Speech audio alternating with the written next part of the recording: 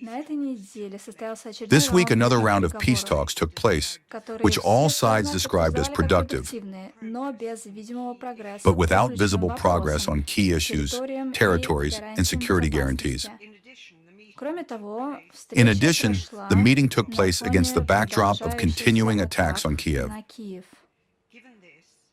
Учитывая это, как In this regard, how can Москва Moscow может comment on the прокомментировать statements of some высказывания European некоторых leaders европейских лидеров that о том, Russia что is in Россия fact на not самом деле interested не in заинтересована achieving в мире? peace? You can quite freely work in any OSCE mechanism, in the military political one, in the economic one. There they say it this way: when Russia stops refusing peace, when Russia stops bombing Kiev, and in general when Russia does what Zelensky, together with the West, demands of it, I will give only one example, but there are many of them. A year ago, somewhere around the end of March last year, President Trump, in a telephone conversation with President Putin,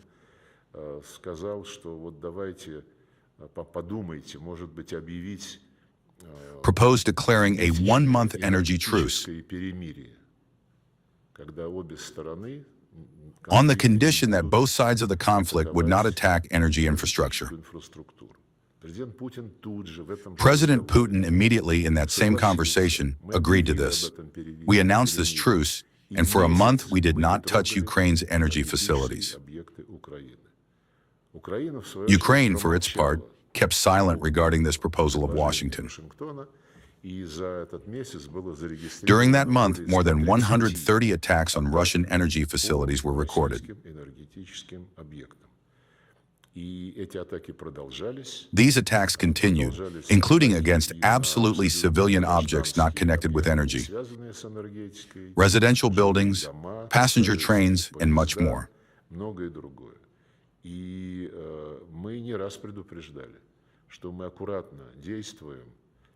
We repeatedly warn that we act carefully as long as the adversary observes elementary rules connected with international humanitarian law. And up to now, we observe these rules, attacking only those objects that directly have dual use or purely military significance. Therefore, when everything is forgiven to Ukraine, and all sins are hung on the Russian Federation, well, you see, the press, after all, must work honestly and try to defend its profession. Once again, I reminded our interlocutors of this today, Mr. Cassis and Mr. Sinirlioğlu, speaking about how these institutions function, including the OSCE representative on freedom of the media.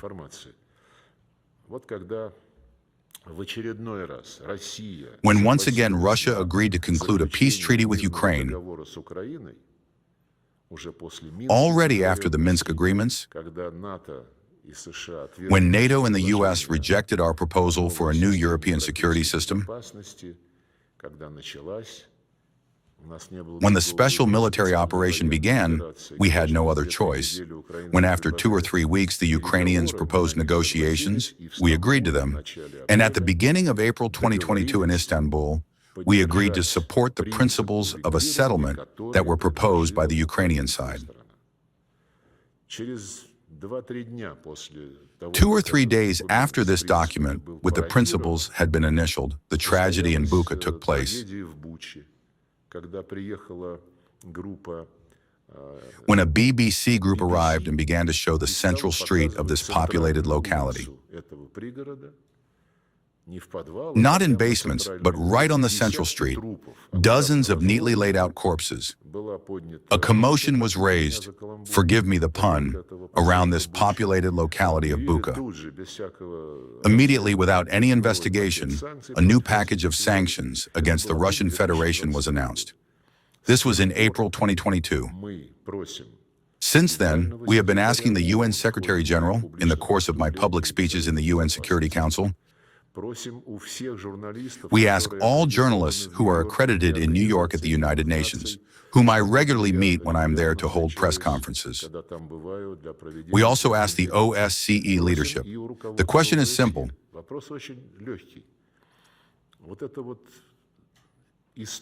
This story with the mass killing in the settlement of Bucha is no longer mentioned in any way by any mass media outlet. You see, they have already even reached Epstein's Island, but their hands have not reached Bucha. The question that we ask journalists is simple. UN staff, respected mass media,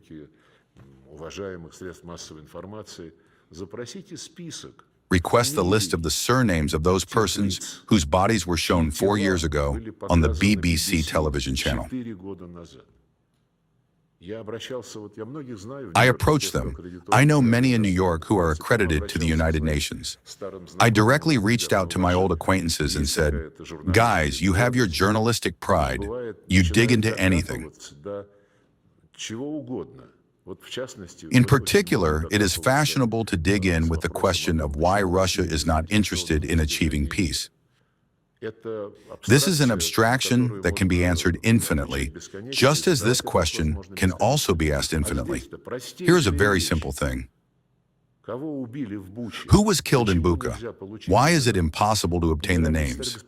UN Secretary General Mr. Guterres, along with his UN High Commissioner for Human Rights, whispers something indistinctly, look away, and hint that there are ethical norms that do not allow these names to be disclosed. What kind of ethical norms are these?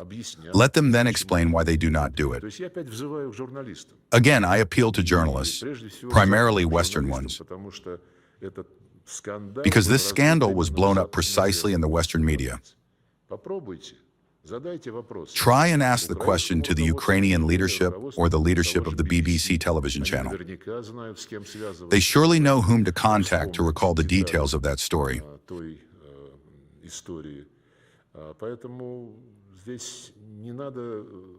Therefore, there is no need to constantly follow the lead of all the Rutte, von der Leyen, and Zelensky. They will tell a lie, it costs them nothing. And the fact is that right now, you see, the topic of ceasing fire and at the same time giving security guarantees to Ukraine has been brought to the foreground. Zelensky demands that these guarantees be approved in parliaments, in the United States Congress. Otherwise, he said, it will be unserious. Well, basically, the master expresses his wishes to everyone else. Security guarantees, once again. How can I say, let me remind you of April 2022. Security guarantees were agreed upon based on a draft proposed by the Ukrainian side. They provided that the security of the entire region, including Ukraine, would be guaranteed, and the guarantor countries would be the 5 permanent members of the UN Security Council, including Russia and China, plus Germany and Turkey. This was a Ukrainian proposal. In that same place, according to the Ukrainian proposal, it was written down that these guarantors would work on the basis of general agreement and any decisions would be made only by consensus, that there would be no military bases in Ukraine, and no military exercises would be conducted without the consent of all guarantor countries, including Russia and China. These security guarantees were contained in a document that was initialed, in which we were ready to sign 4 years ago and make a legal treaty on its basis. No one has shown us, but perhaps our delegation, which traveled to Abu Dhabi for the second time, was informed about what is being discussed there. I have not yet had the opportunity to communicate with them. Yesterday and today, we were already busy with our Swiss colleagues.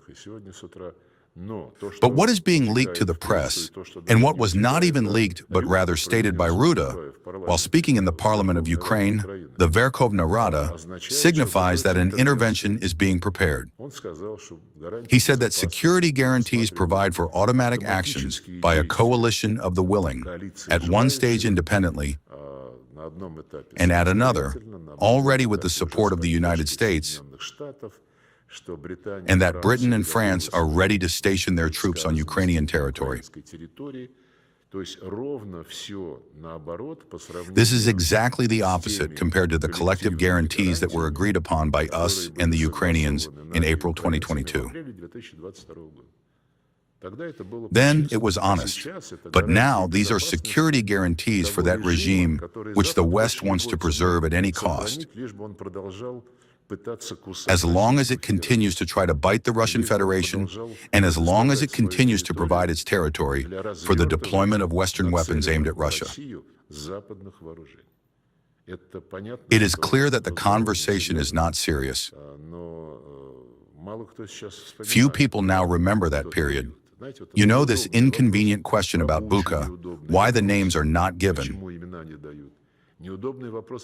why the Ukrainians were forbidden to sign the peace agreement with Russia 4 years ago, which had already been initialed. This does not exist. History has been canceled. History begins where it is convenient for our Western colleagues. As it was already after the coup d'etat in February 2014, when, in violation of the agreement guaranteed by Germany, France, and Poland,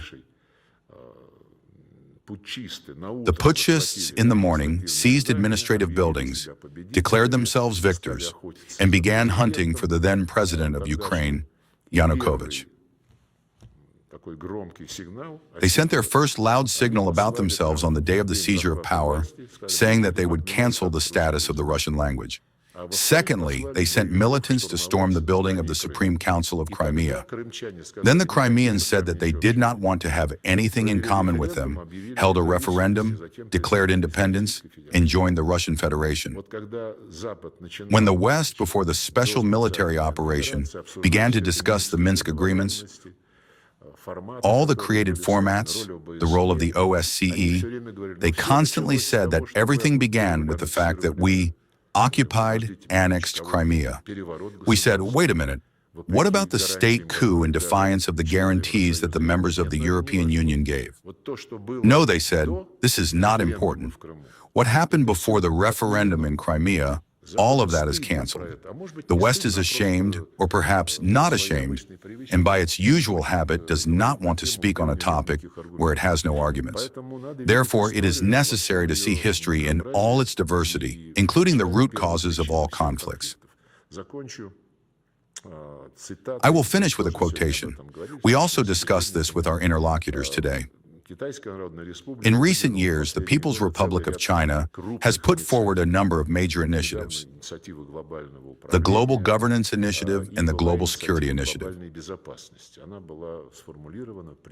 It was formulated by Chairman Xi Jinping, I think, in February 2023.